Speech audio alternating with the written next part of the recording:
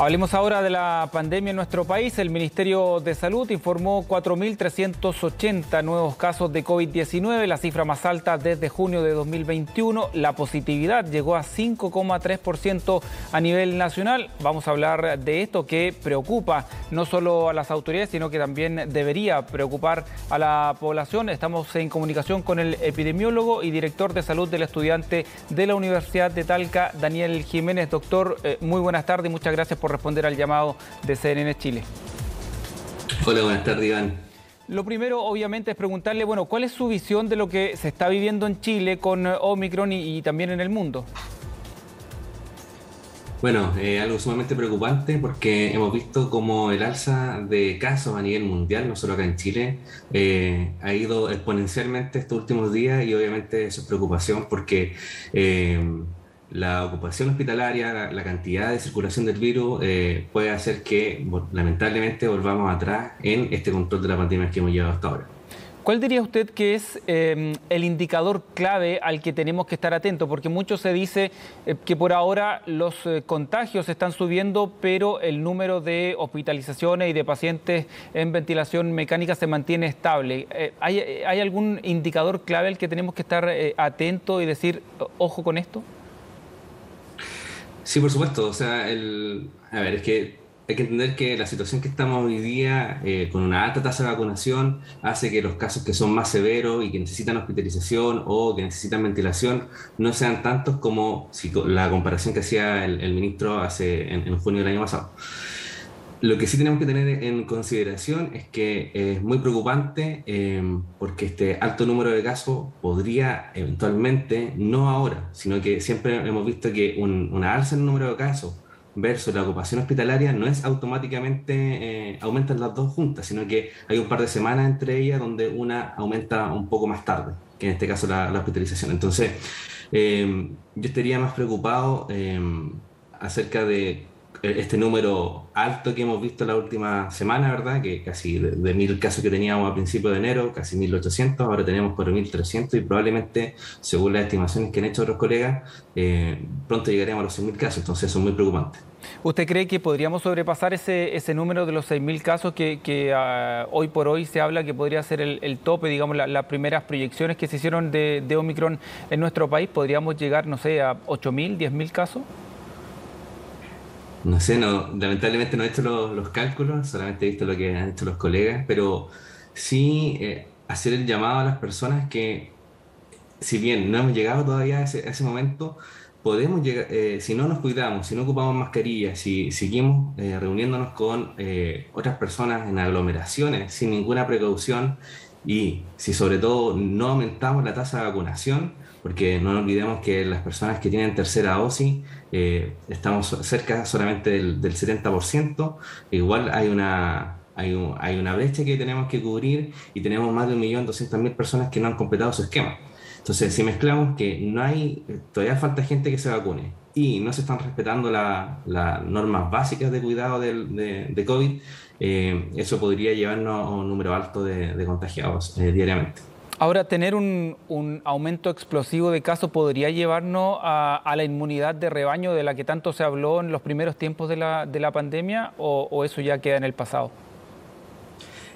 Es que eso va a ser un poco complejo porque hemos visto que la variante Omicron, además de ser mucho más contagiosa, otro elemento que tiene es que contagia nuevamente a personas que ya habían tenido el virus. Entonces, eso es un elemento de preocupación.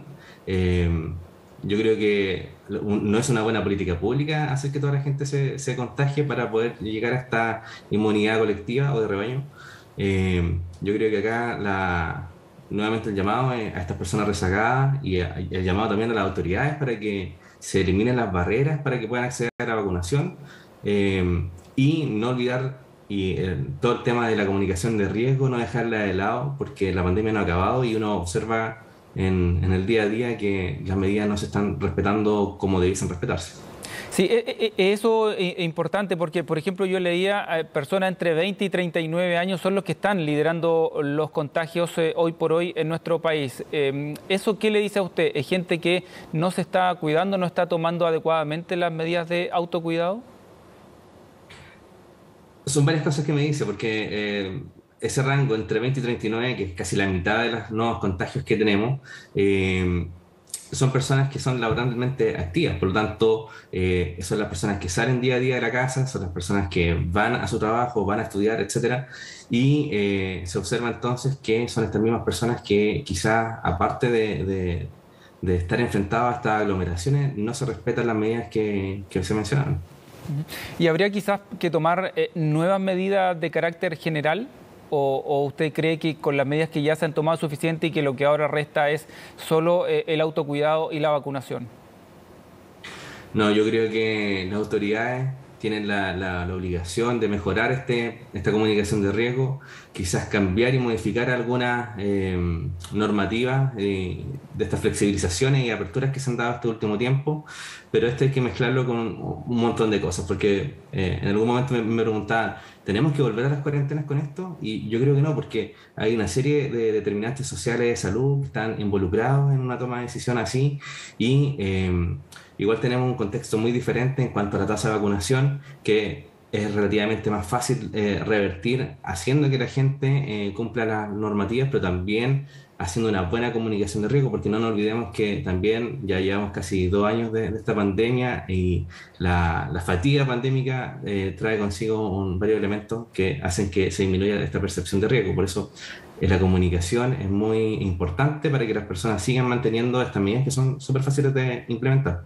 Estaba pensando, doctor, por ejemplo, en el control que se hace en las fronteras. Quizás que toda la gente, más allá de tener el esquema completo de vacunación, deba cumplir una cuarentena de varios días.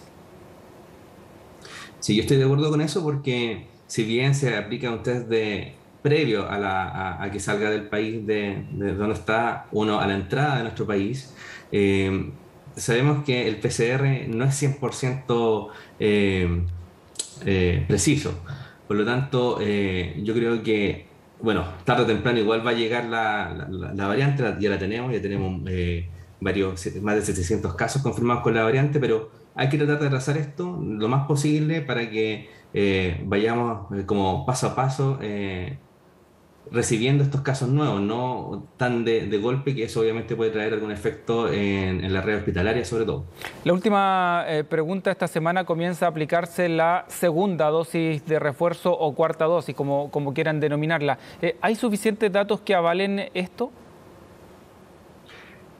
Bueno, hay información acerca de estas cuartas dosis, que hay un aumento de la respuesta inmune de los sujetos que se les implementa, eh, pero bueno, ahí hay una discusión que puede caer un poco más en lo ético, porque miramos otros países vecinos que no tienen acceso a las vacunas y lamentablemente si no todo el mundo se vacuna, no vamos a superar esto, porque siempre van a aparecer otras variantes de preocupación en otros países que no tengan una alta tasa de vacunación, y yo me preocuparía más de finalizar la tercera dosis. Sí, me parece muy bien que se ponga esta cuarta dosis o segunda dosis de refuerzo a las personas que tienen algunas vulnerabilidades, como las personas inmunosuprimidas o adultos mayores, pero me enfocaría más a poder lograr la cobertura como lo hemos hecho en la primera y segunda dosis para esta primera dosis de refuerzo. Muy bien, doctor Daniel Jiménez, muchas gracias por estos minutos con CNN Chile. Muy buenas tardes. Gracias, Iván. Gracias por la invitación.